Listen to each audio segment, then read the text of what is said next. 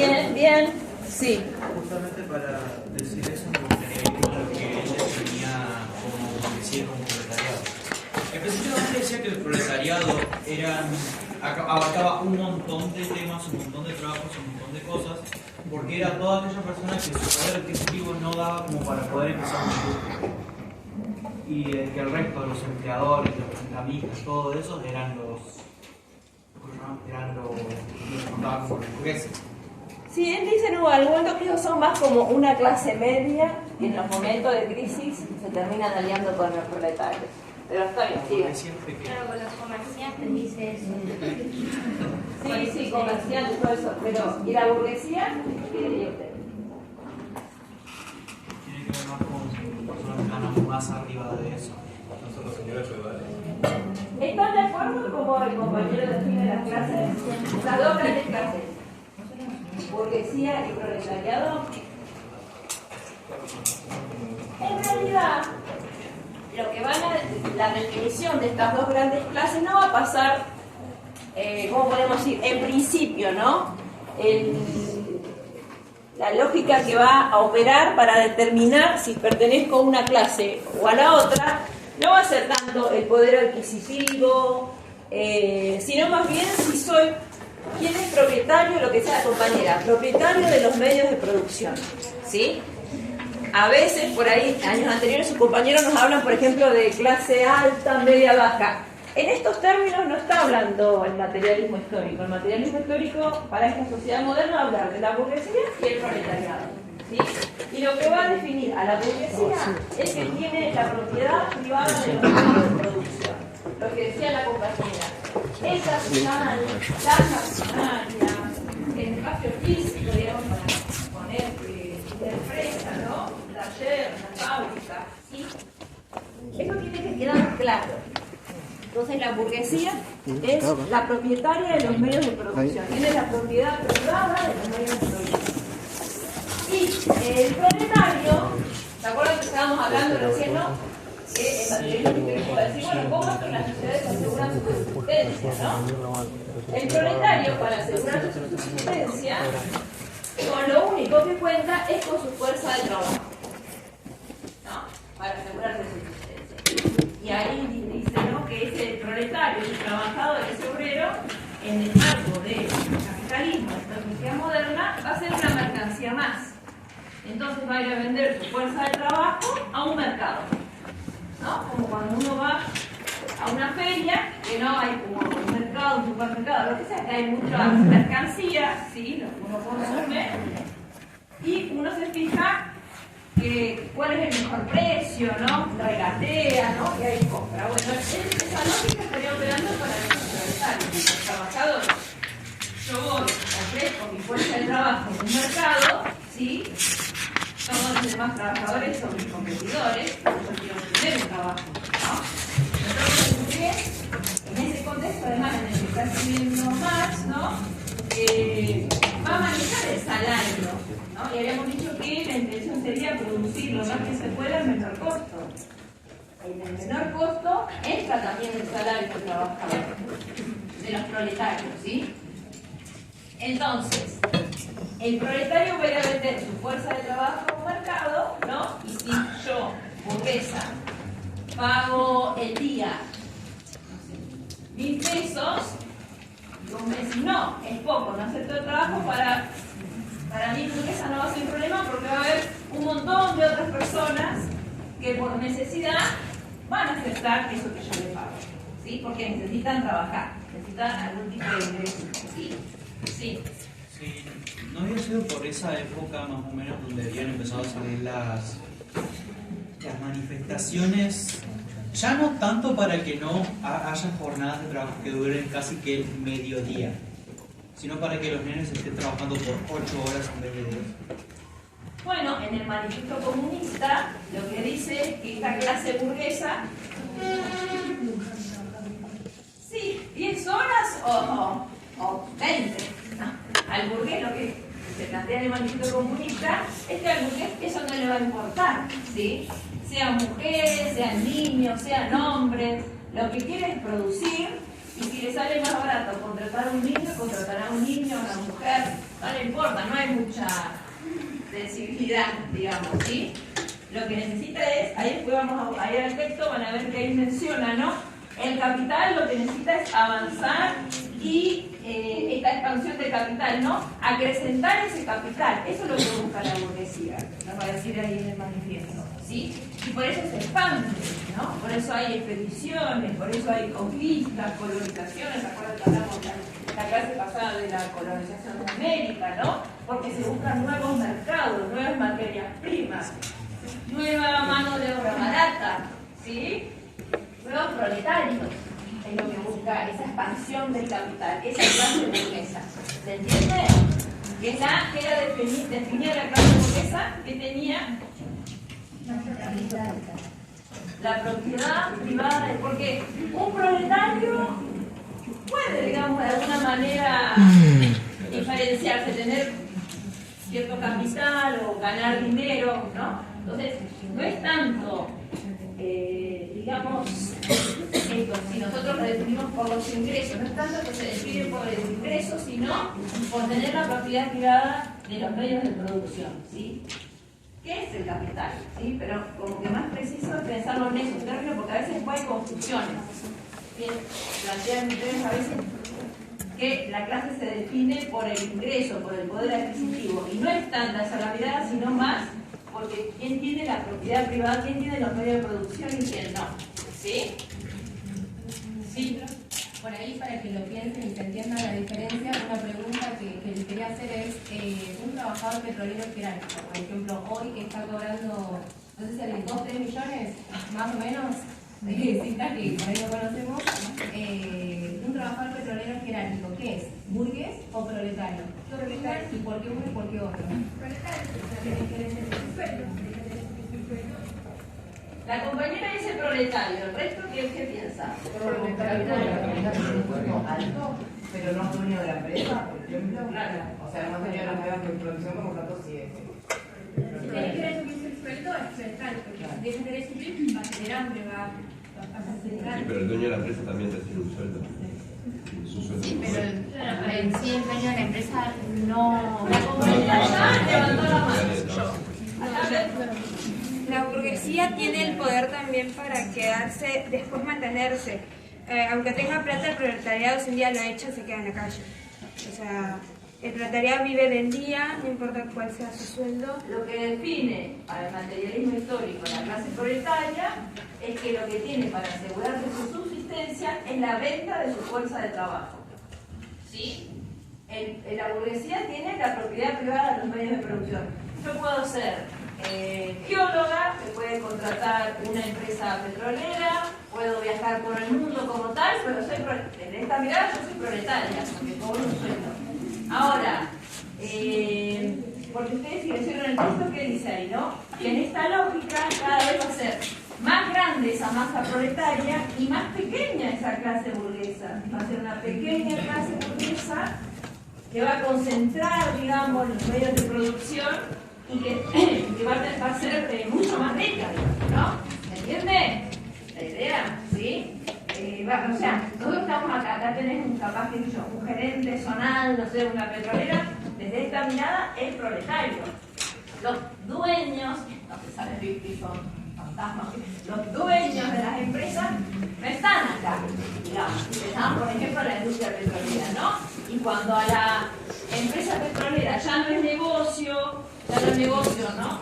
Explotar acá porque, no sé, le empiezan a cobrar o le empiezan a problematizar a la empresa, por ejemplo, por el pasivo ambiental.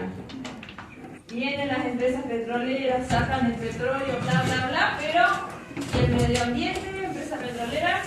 ¿Qué hacemos? Con la contaminación del mar, las napas, el uso del agua. Vieron que también está esto, ¿no? De que tantos cortes de agua, pero la industria petrolera utiliza el agua para esa recuperación secundaria. ¿No? Entonces ya, si el Estado sería, ¿no? Que, bueno, ya vamos a ver bien, ¿no? Pero insiste, ¿no? En, bueno, a ver, acá los ambientalistas los tengo prendiéndome fuego la plaza, porque están contaminando todo, ¿qué podemos hacer? Y bueno, si ya no es negocio, la empresa se va a otro lado del planeta.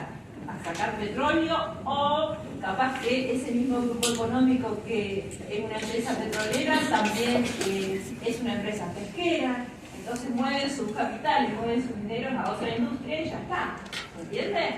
¿Sí? ¿Por qué? Porque están estos oligopolios, ¿no?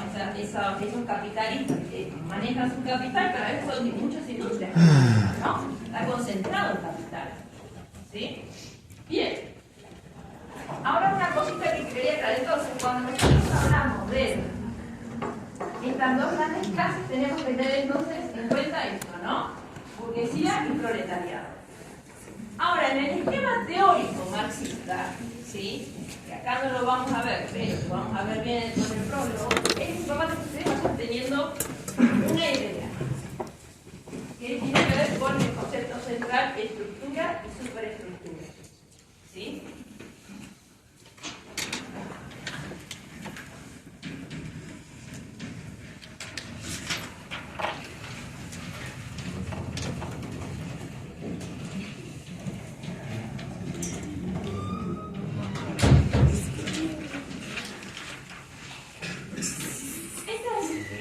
Porque cuando decíamos, bueno, el marxismo, el materialismo histórico, se va a preguntar cómo es que las sociedades aseguran su subsistencia, ¿no? O si te preguntan la pregunta de la unidad, ¿cómo se produce la desigualdad? ¿Sí? Un materialista histórico te va a decir, bueno, anda a ver cómo son las relaciones sociales de producción, ¿sí? Esas relaciones sociales de producción son justamente esta relación entre la burguesía y el proletario para esta sociedad capitalista, ¿sí? Anda a ver cómo son esas relaciones, primero, y ahí vas a poder explicar la desigualdad, ¿sí?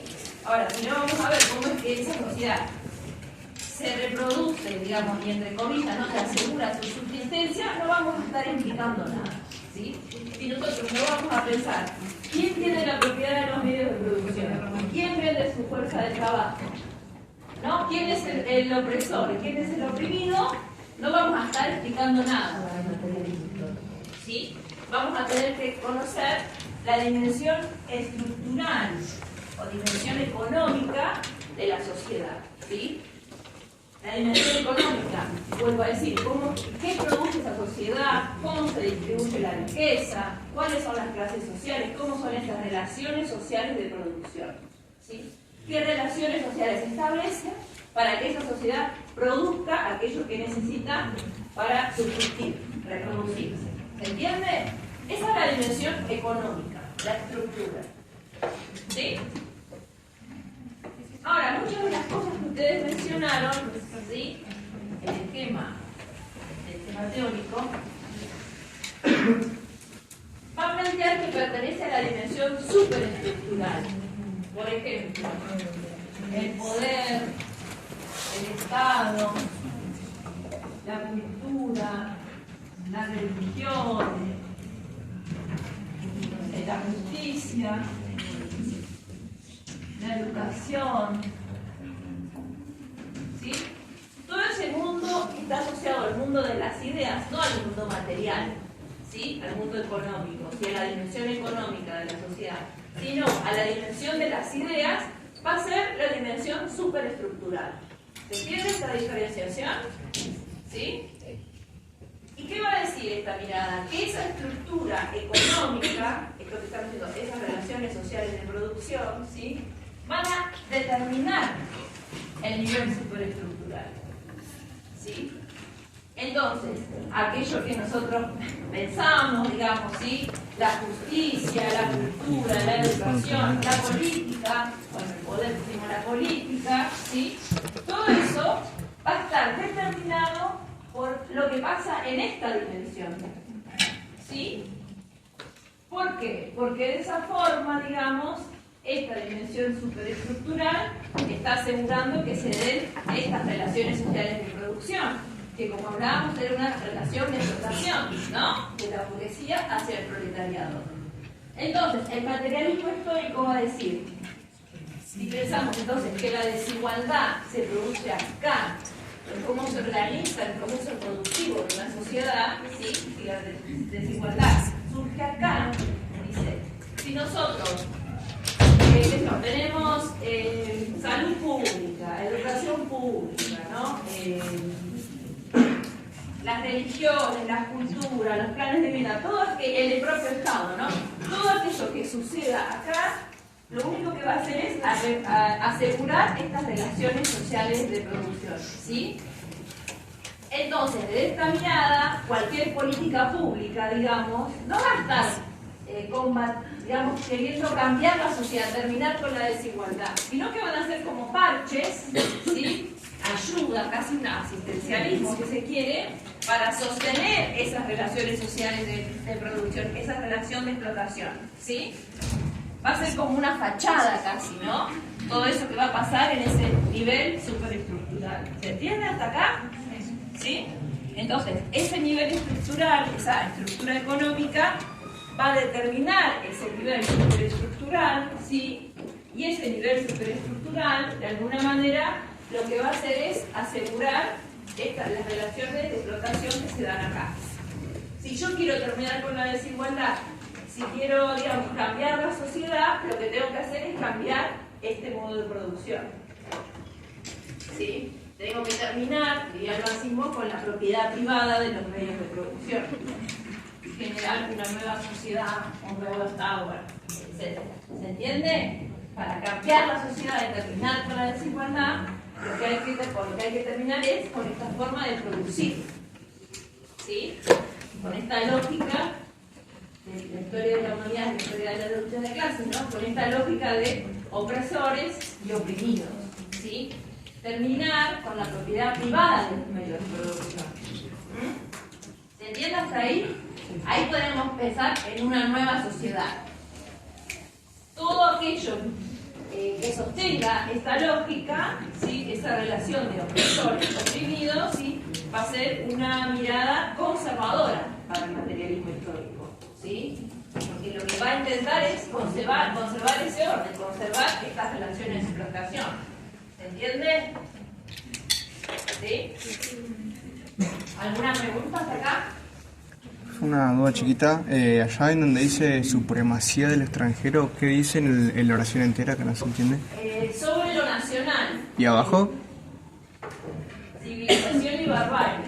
Gracias. ¿Sí? O sea, esa lógica de producción, ¿no? Que surge en la Europa occidental, etcétera, lo que va a hacer, habíamos conversado un poco la clase pasada, ¿no? Es que se expande por el mundo, ¿sí? Entonces, en ese sentido, dice que, bueno, van a ver, ¿no? Que ahí la burguesía hace que estos otros países, digamos, medio que los ahoga económicamente, estos otros países se tengan que sumar a su lógica, ¿sí? O perecerá, ¿no? O fallecerá, o será un país sumamente pobre, o aplicaremos represalias, no sé yo. Podemos pensar un ejemplo medio histórico, ¿sí?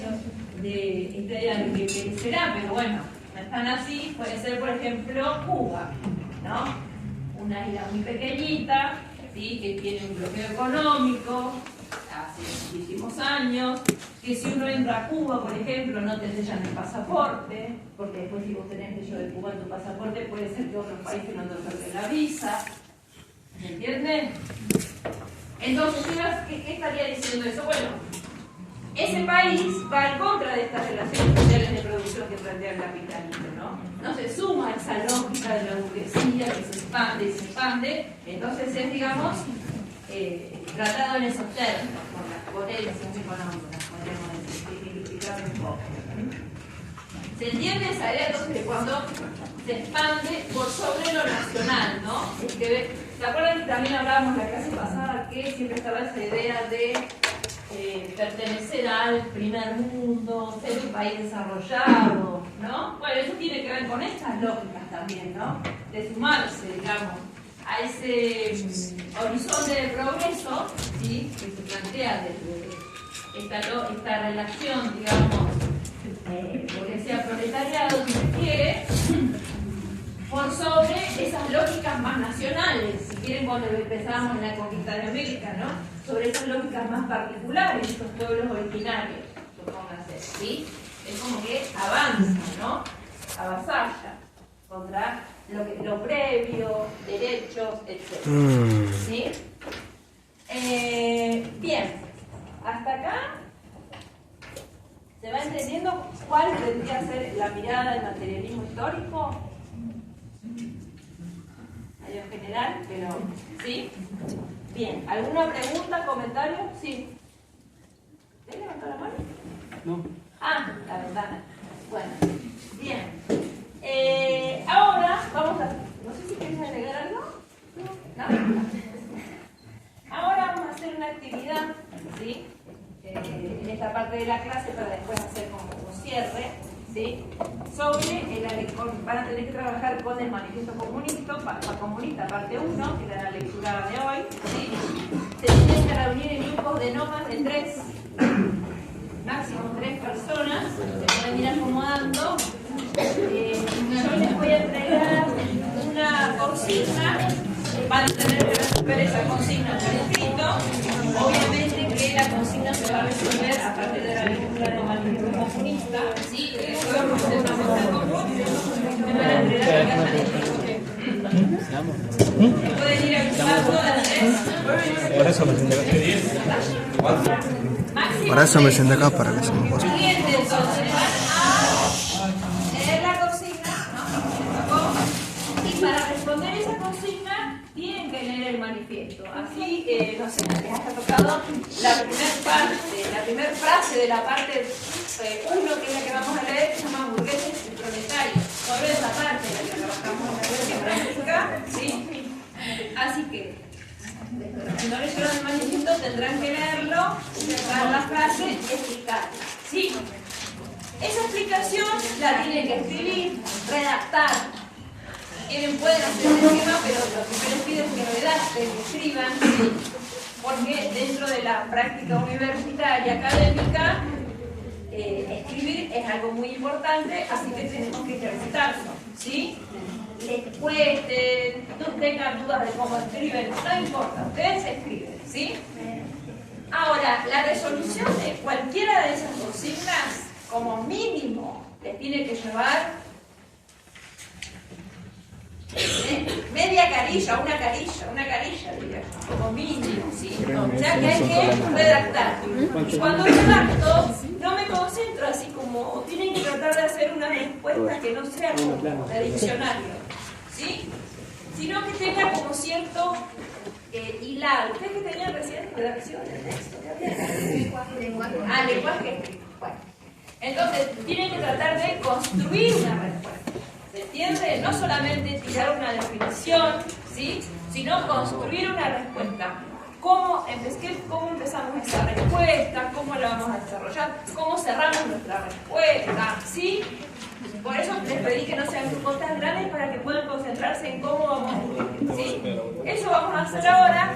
Y después, nosotros tenemos hasta la 1:30, así que más o menos, bueno, vamos a ver, haremos un intervalo 12:30 capaz, y a la vuelta del intervalo nos vamos a encontrar al hall de la Universidad de Bajo, y ahí vamos a hacer una ronda, como podamos, y cada grupo va a ir presentando su resolución, ¿sí? ¿Por qué?